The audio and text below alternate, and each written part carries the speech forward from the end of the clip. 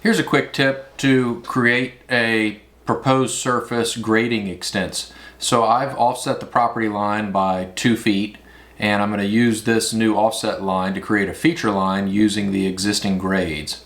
And then this new feature line is going to be the extent of my proposed grading. So I'll have a bunch of improvements in here, and they will grade down to this elevation, which will match the existing elevation. And so that'll be my extents limits of grading for the proposed surface.